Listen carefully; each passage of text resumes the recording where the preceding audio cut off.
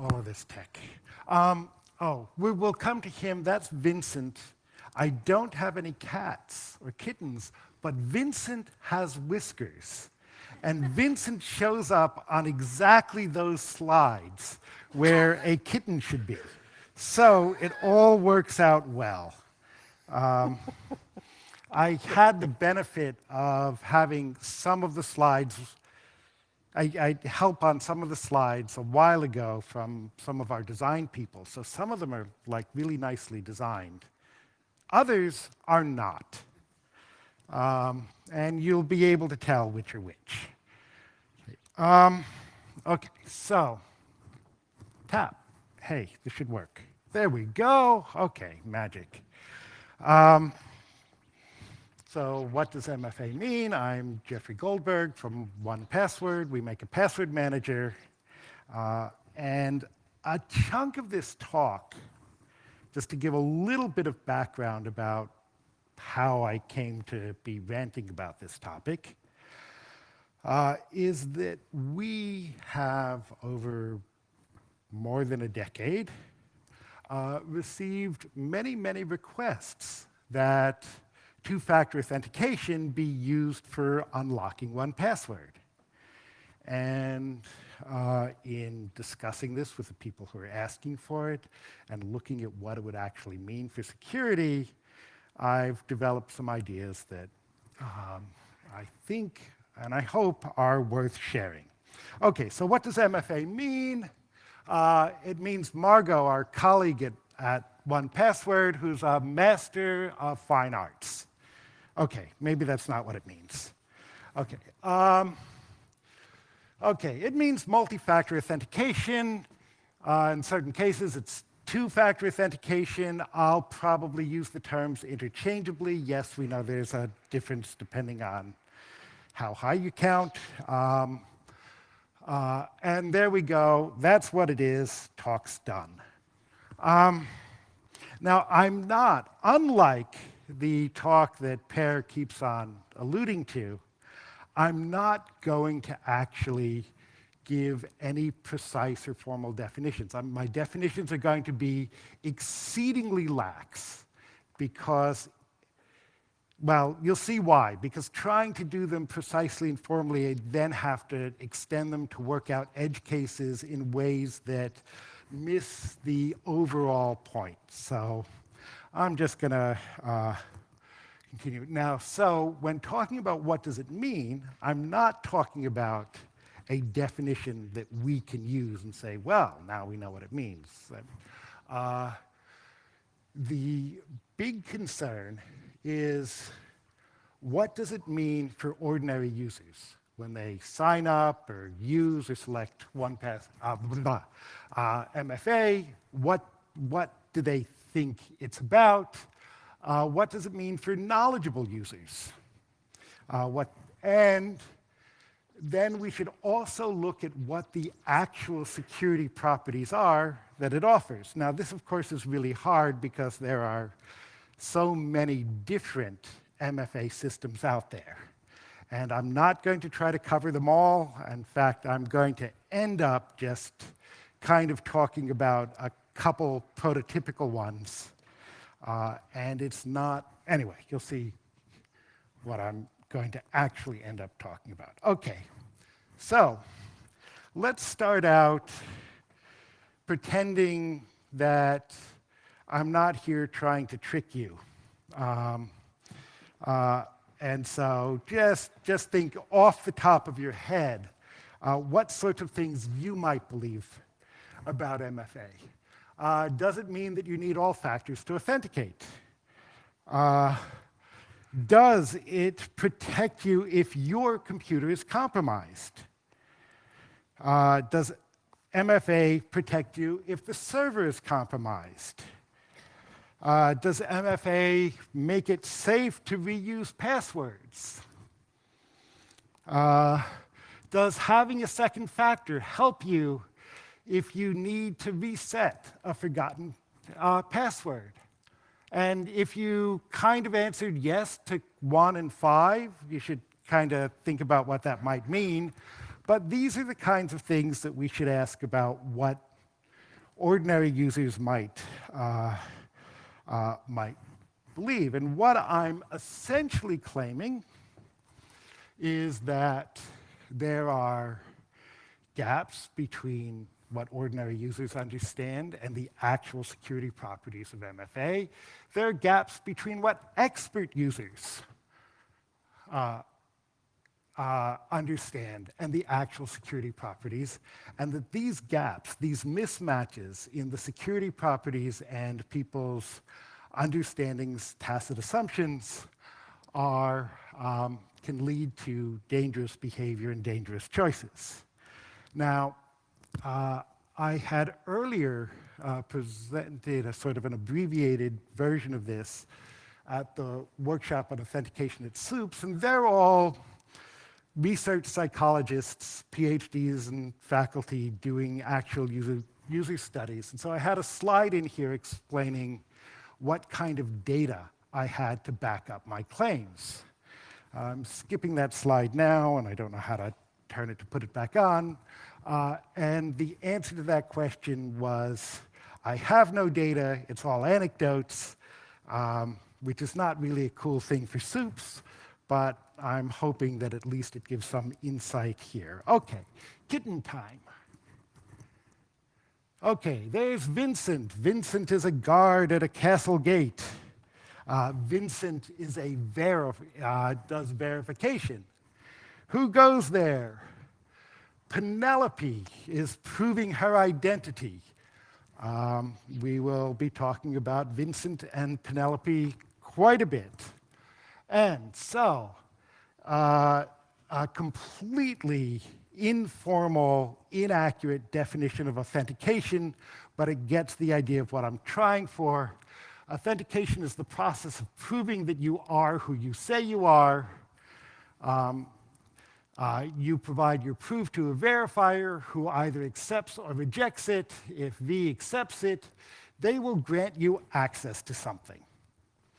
And yes, we can all quibble about these definitions, come up with cases where it doesn't work, but that's the basic thing I'm talking about here. So when you look at how the traditional password login works, or actually traditional back in Castle Gate, you get Vincent asks Penelope for a username. Penelope gives the username, and there we go. Vincent checks that this is a valid user on the system. Vincent asks for her password. Penelope tells her password. She speaks X, Y, Z, Z, Y. And there we go. He now confirms that that is correct. And then he has the power to actually grant her access to the castle. And there we go. And so, the typical problems with this kind of thing are, among others, there are lots of things, but I'm just going to talk about a handful of issues. Vincent learns Penelope's password in this process. Eavesdroppers learns Penelope's secret. Penelope never learns that she's actually talking to the right castle. Now, when it's a castle, you're probably pretty sure you're talking to the right one, but we're really stretching an analogy, and it's gonna get stretched even more later on. Okay, what do I have? P's secret, if captured, can be used to enter this castle. So, it's kind of a variant of the second point, but technically it's different. And P's secret, if captured, might be usable at another castle, because maybe Penelope uses the same password at different castles. Okay. And then there are some additional problems that probably don't apply to castles, but what Vincent stores in being able to verify Penelope's password, what he stores might be used for learning Penelope's password. So this could be plain text or something well hashed, but still in principle and in practice crackable. Penelope is not informed when someone tries to enter the castle using her name. If someone attempts to enter using her name but doesn't have the password, Penelope doesn't learn about that attempt. And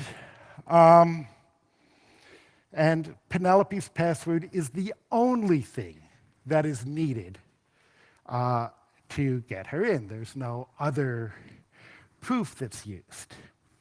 Okay, now, there are some other, so looking at those problems, I'm going to make an incomplete and informal list of some of the security properties we want from an authentication process. One is that we want mutual authentication. We want not only Penelope to prove her identity to Vincent, but we want Penelope to know that Vincent is really the right Vincent, that she's talking to the right castle. We don't have that in traditional password login. We get that second proof now through TLS, is pretty much what is generally used, the authenticity of who you're talking to. Again, zero knowledge is a rough notion here, and I've combined several things together. But basically, it's that during the authentication process, nobody learns each other's secrets. Vincent doesn't learn Penelope's, Penelope doesn't learn Vincent's, and an eavesdropper doesn't learn any useful secrets. TOTP fits nicely into this with possible eavesdropper thing doing the replay. If you ignore the quick replay that a eavesdropper can do with TOTP, that's actually a nice example of that. Okay. We want strong and unique long-term secrets. So we don't want long-term secrets to be reused at different castles, and we want these things to be unguessable. Again, something like TOTP does this. You get given a long-term secret that's stored on your device. It's going to be unique and unguessable. Okay, fine. You also want uncrackable verifiers. So when I said that what Vincent is storing might be used, if captured, to compute or to help compute Penelope's secret, ideally you don't want this. And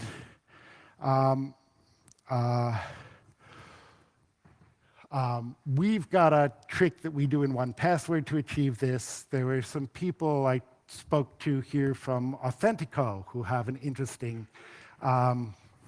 way of addressing this problem. U2F addresses this. And then, of course, there's the distinct factors. The notion that an attacker, to break the authentication system, needs to launch two separate kinds of attacks. So one might be the capturing some bit of information, something you know, but also then having to somehow capture something you have. So the idea is that distinct factors mean that the attacker has to do two separate kinds of attacks. Okay. And then another useful property is that Penelope is made aware when someone attempts to authenticate as her. Things like push systems, like what Duo security does this. And You may also legitimately want a reset mechanism. That is, if Penelope forgets her password, there should be some way to verify that she really is Penelope and allow her to some process by which she can find her way back into the castle in the future. Now, there are some security properties that are absolutely not part of the authentication system, but because users might associate them with authentication, I'm going to list them as well. So these are not properties of the authentication system. Authentication cannot address these. Oh, right, and that's the slide I should have been showing when I was saying that. Okay, I see the next slide here, so it's getting confusing for me. Okay, so there's the, you want protection of the ultimate resources, not just the authentication tokens, if the castle is breached. And again, this is not something that can be done through the authentication process itself. That can be done through like end-to-end encryption, other things. And so, if you look at this, so that's the sign on that gate says, notice, keep gate closed and locked. And there's no fence attached to the gate. And so here you've got a problem. How do we fix this? Well, you could add a combination lock to it, and there you go. That would require something you know. And you could add a padlock to it, which requires a physical key, something you have. And maybe some sort of biometric sensor to this gate, something you are. And this entirely does not solve the problem. But I raise it because users might believe that a multi-factor, strong authentication system for the gate may be protecting what's behind the gate in ways that it isn't. And now I'm really, really stretching the castle analogy further, is imagine if Penelope is bewitched and her precious stuff stored within the castle is kept safe, even if Penelope is bewitched so that she is under the control of an evil wizard after she enters the castle. And this is an analogy to Penelope's own device being owned. Okay, so with these sorts of security properties in mind, there's no way to go through every instance of every 2FA system out there, but I'm just going to, I'm just going to go through a few examples of different 2FA systems in a kind of idealized form to help clarify the notion. So chip and pin. Something, and I live in a backwards country, we still aren't there yet, but chip and pin on bank cards, credit cards, both factors are truly required. The thing simply won't work if you don't have the pin and if you don't have the physical chip. The long-term secret in the chip is unique and unguessable. Secrets are never actually transmitted over the wire. And one of the reasons why this can work, where your secret, where your knowledge secret, the thing that you know, is as weak as a 4-digit thing, is that attacks on it, someone trying to guess various things, has a high risk to the attacker. If you're guessing something online and attacking a system that way, you have your automated thing that goes up until you hit the rate limiter. But if you hit the rate limiter, then the only thing that happens to you as an attacker is that you don't actually succeed in getting in. If you try this with somebody else's card and sit there entering in different numbers, trying to see for you to get blah. If you try that similar attack with a chip and pin card, you are physically present to the merchant you're trying to pay, or to a to a bank cash machine, which is highly monitored. There is a risk of getting caught, not merely excluded. So chip and pin is actually an ideal, perfect example of 2FA, and it really works well for that limited circumstance. Okay, TOTP. Back. I skipped ahead. Okay, TOTP. I assume most everybody's familiar with how it works. When you sign up, you get assigned a long-term secret, and then each authentication, both the server and the client is performing a calculation based on that long-term secret and the current time. And so it's really nice. The long-term secret is unguessable, unique, and not transmitted during auth. Whether or not both factors are actually required to authenticate is not inherent in TOTP itself. That's up to the service to decide whether you actually need both or whether you can get by with one. And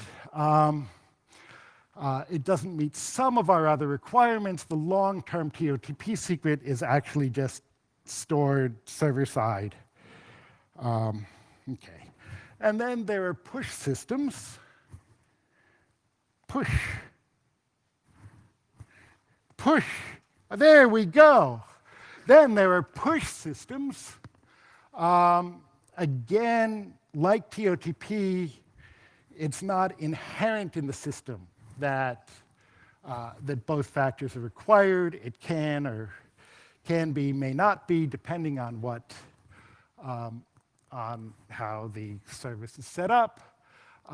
It has a really nice property of users being notified of auth attempts, and probably has one of the best UIs, user interfaces for this stuff. Okay, and now something that is not a second factor, but I need it to give a contrast again to traditional logins. So a password authenticated key exchange like SRP, secure remote password, and other schemes. The client and the server prove their identity to each other through the magic of, math, without transmitting any secrets. So it's password-based because it says P at the beginning of this acronym. No secrets are transmitted during auth, and it provides mutual authentication. It can't be replayed or anything like that. It's all nice. And as I mentioned with 1Password, we add a little extra thing to make the verifier secret uncrackable. And our reasons for this are largely cowardice. We don't want to be sitting on top of any data that's worth stealing. What it says on the back of that truck is driver carries less than $50 cash and is fully naked. So the idea of being an unattractive target is a good thing. Probably going to come back to this slide later because I really thought I had, I'm going through this, anyway, talking about why I'm going through it slower than I thought I would be is probably going to slow me down more. So, why do services encourage people to use 2FA? And if you look at what happened when Dropbox first introduced TOTP, they did it because they found that Dropbox accounts were being compromised because people had reused their Dropbox passwords on other services that had suffered breaches. So they were trying to address the problem of reused or guessable passwords. And so their use of TOTP was to give you something that really nicely complements typical password usage. The long-term secret's unique, the long-term secret is hard to guess, and the long-term secret is not transmitted. So the biggest threats that they were having to traditional password usage was nicely complemented by this. Notice that it being on a second factor is not really part of it. And if you read their initial announcement and blog post about it, they're actually pretty clear about this. Okay, so now we can get to misunderstandings. And okay, are you hearing me fine, or do I have a sound problem?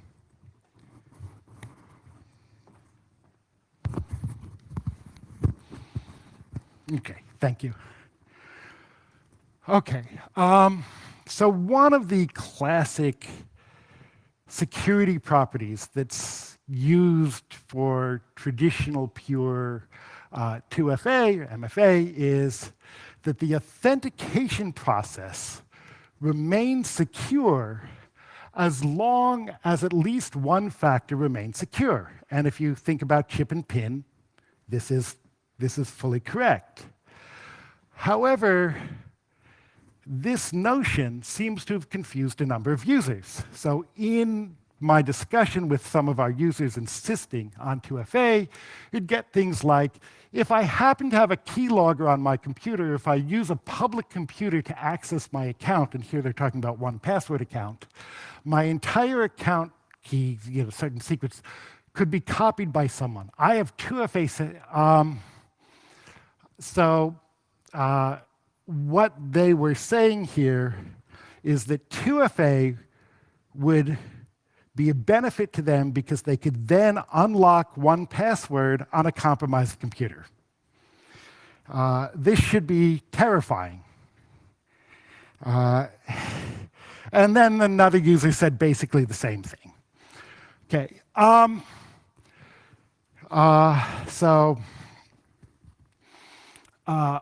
Another issue with a lot of things perceived or seen as 2FA is that they're often alternative authentication. They're actually used as password reset mechanisms as opposed to requiring both. There's a history of account takeovers of Gmail and Google through SMS hijacking that never involved also acquiring the password. So people who were able to get people who were able to do SIM hijacking were able to get control of their targets' Google accounts and do a password reset without ever having to use the password. So a lot of things that may be presented are as 2FA or perceived of as 2FA are actually making it easier for attackers. Now, this still might be worthwhile because password reset is a hard problem, but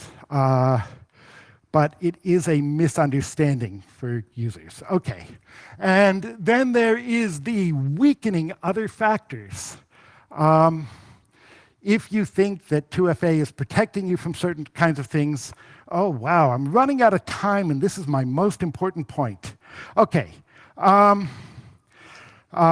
So, conversation I've had many times. I use X instead of 1Password because X supports U2F for unlocking. As a result of using U2F, do you use a weaker master password than you otherwise would? And yes, that's kind of the point. And here you are weakening the most crucial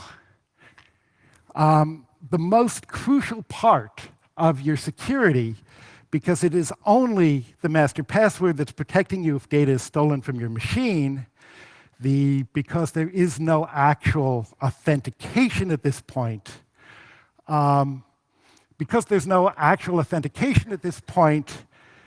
you've got zero-factor authentication, and the 2FA process is security theater. So authentication factors do diddly squat in defending you on these circumstances. If you're not familiar with this somewhat outdated American slang, diddly squat means fuck all, but I probably couldn't put that in the slides. And this is all because authentication and encryption are actually very different. But again, to users,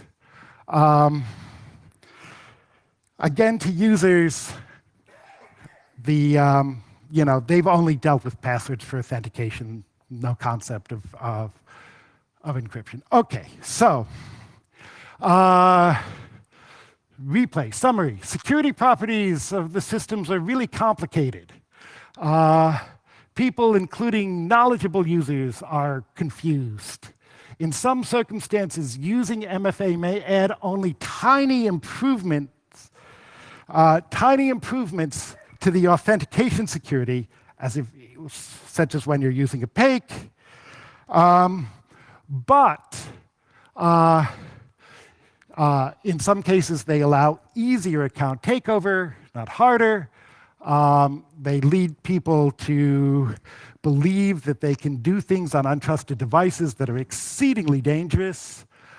They might be accepting server breaches or the risk of server breaches that they wouldn't otherwise accept because they think 2FA is protecting them.